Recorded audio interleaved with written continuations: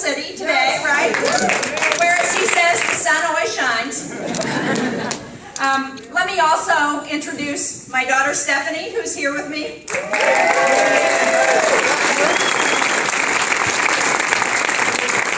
And I want to thank Joe Casey and the IBEW and all of the folks from the IBEW who are here. Thank you very much for having me.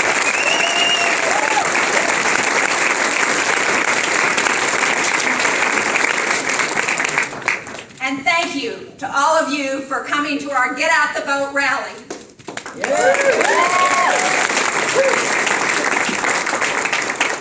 You know, we're very excited to have Elizabeth Warren here with us today because nobody cares more and fights harder for working families in this country than Elizabeth Warren.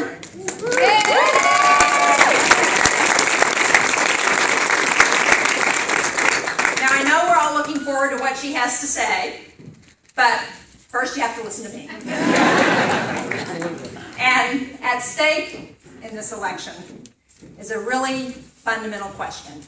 And that is, what kind of future do we want for New Hampshire? What kind of future do we want for this country? I want a future where middle-class families are strong, where everybody has a fair shot at success. That's right.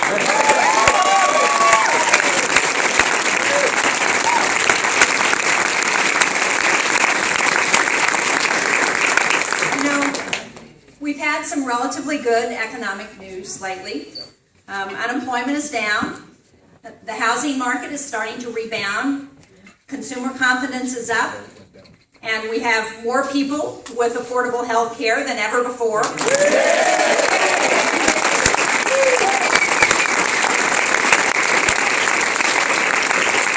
But even with that good news, people in New Hampshire are still anxious about our futures.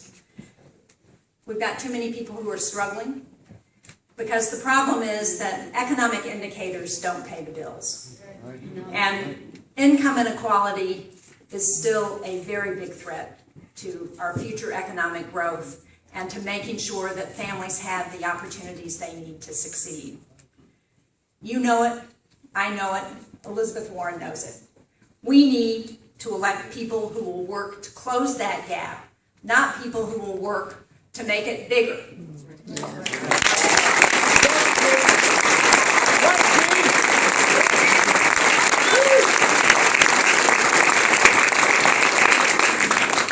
We don't need a senator from New Hampshire who's going to give more to the people at the top while the people at the bottom fall further behind.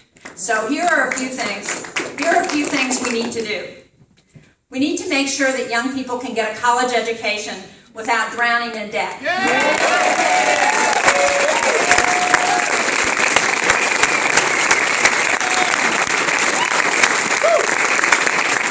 Elizabeth Warren and I have a bill to do that. Why should government be profiting from the backs of our students? We need to allow young people to refinance their student loans. You know, you can refinance your car, you can refinance your mortgage, you can refinance your yacht. But you can't refinance your student loans. We are working to change that.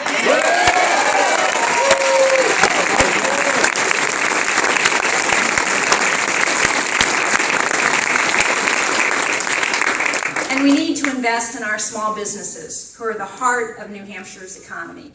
I've supported small businesses. I understand how critical they are to job creation here. Scott Brown, he votes for the big guys, for big oil, for Wall Street, for those companies that want to outsource our jobs. And we need to help our middle-class families by making sure that women get equal pay for equal work.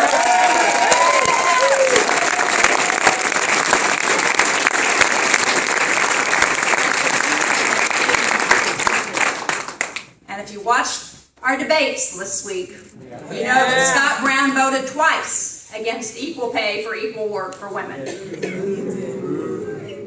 And you know, Scott Brown can call himself whatever he wants. But voting to allow employers to deny women access to birth control is not pro-choice. Yeah.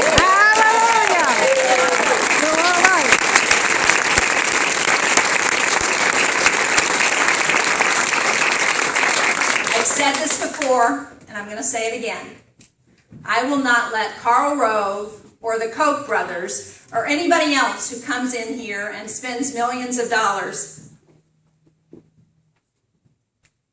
make me stop supporting affordable health care for all Americans.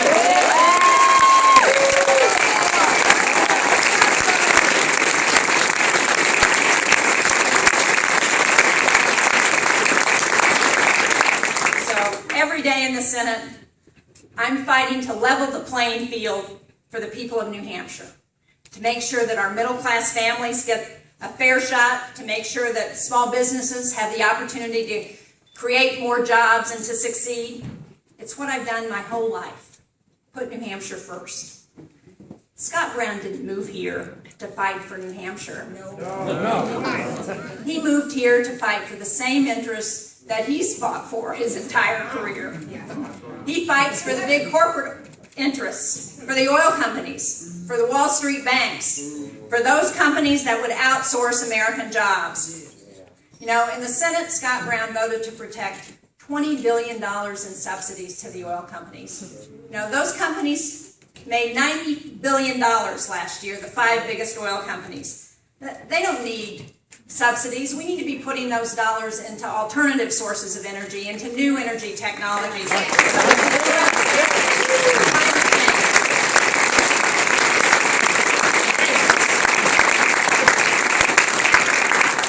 But you know, Scott Brown's position, he thinks a cashier at Market Basket should subsidize those oil companies, should subsidize Exxon. I think that's wrong. We need to change it. And of course, we're seeing those oil companies pay Scott Brown back in this election, right? They've already spent over $2.6 million in ads on his behalf. And we just found out last week that we have a Texas oil baron, an honest-to-goodness Texas oil baron, who wrote a $500 check, $500,000 check. I keep having trouble with that number because we just don't deal in numbers that big, you know?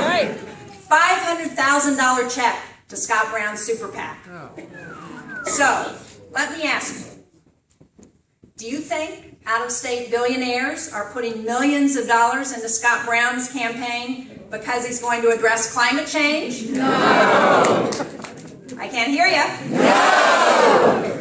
Do you think out-of-state billionaires are putting millions of dollars into Scott Brown's campaign because he's going to lower electric prices? No! Do you think out-of-state billionaires are putting millions of dollars into Scott Brown's campaign because they care about New Hampshire's middle-class families? No! Do you think out-of-state billionaires are putting millions of dollars into Scott Brown's campaign because they want to support our small businesses? No! Do you think out-of-state billionaires give a hoot about New Hampshire? No! Do you think Scott Brown cares about New Hampshire? Hell no! I can't hear you.